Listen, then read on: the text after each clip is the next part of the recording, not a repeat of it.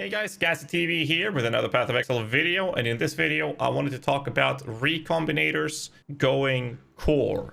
This is a pretty hot topic amongst people crafting, and I wanted to hear you guys' opinions on it. I want to give you guys my 2 cents on the topic itself, but I want you guys to type in the comments down below what you guys think of it, if it should go core, why it should, and if you don't think it should, why it shouldn't. Let me know. I'll read through the comments as always. And yeah, don't forget to hit the like button and subscribe and yada yada. It helps out the channel, so I do appreciate every one of you guys doing that, as well as the people watching to the end of the video. That actually helps the algorithm. So with that out of the way, you know, the YouTube meta, yada yada yada. Recombinators are allowing us to craft items that are absolutely crazy. It's also it allowed a lot of new players coming into the game to try out some different things with the Recombinators. Obviously, similar to all other crafting methods in Path of Exile, there will be a meta that evolves out of the methods that is being presented, like the meta crafts on the benches, like blocking, Veil Chaos, Harvest crafts, etc., etc. All of those things will always present a corner or a bubble of a meta ways of using them, right? And very few people deviate from that bubble. And the same thing goes for Recombinators. There are a lot of Reddit threads. There's some cheat sheets people can use to navigate them and get a rough idea of the percent chance of hitting certain modifiers. It's very commonly used, especially for the minion builds, for example. It's used to craft ones like this to get the double damage with a +1 spell, +1 minion, and then do the veil for the minion with the minion attack cast speed into the Cemetery Crusader Slam, for example. Other methods of using it is rings like this, which has an essence suffix modifier, a veiled suffix modifier, and an underground suffix modifier. Now, normally before Recombinators, we could never get the essence and the delve modifier together. And that itself is really hard to achieve. But now you also want to have the veiled on top of this, which makes a ring like this extremely hard to craft. But with the Recombinators, it's made at least possible, even if it's improbable. So there are items like this. There are tons of other items, as well as the fact that the Recombinators sometimes adds extra modifiers, such as increase maximum power charge. You can see here on the left hand side, the Horror Not Unset ring has a maximum power charge modifier. I'm going to lower that price for that matter. So basically, they allow us to do a lot of new things. There's some gloves that has supported gems in the gloves with level 4 Enlightened, I think it is. Some really crazy items that you can achieve through recombinating items in general. And I think that's pretty crazy. I mean, if you look at this one here, this one has an essence and intelligence as well on this ring, but without the veil. I did this with Recombinators as well. And it's just absolutely nuts with what you can achieve with these things.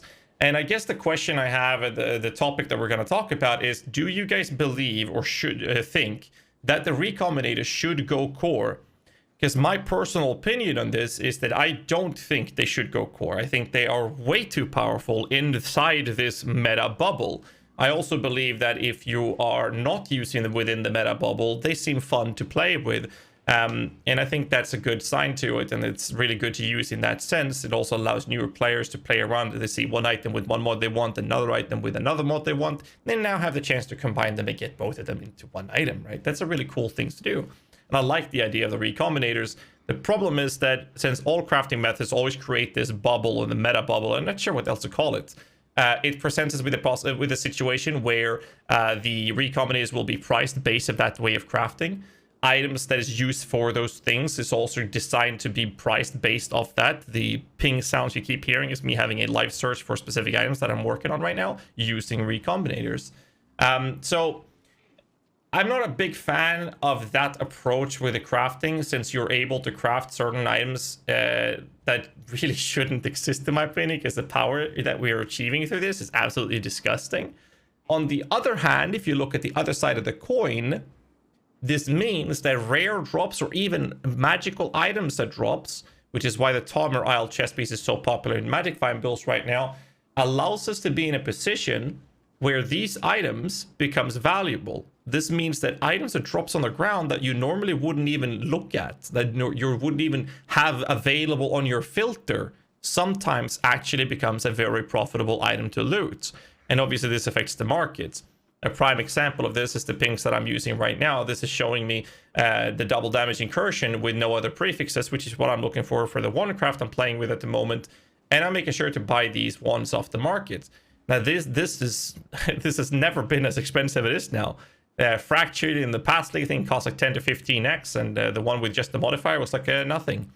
But this without any prefixes. I've been buying them between 100 chaos to an exalted. They've already gone up to 1.52x. I'm not going to pay that much, which is why we have a live search going. And that just goes to show that some of these items actually will skyrocket in value thanks to the recombinators, which I would honestly arguably say is only a positive thing, because it allows anyone to find anything on the ground and they can look at it and then they can see that, hey, this is profitable. Obviously, you'll still need the experience and knowledge to understand why it's profitable and which mods are profitable, which comes with experience playing the game.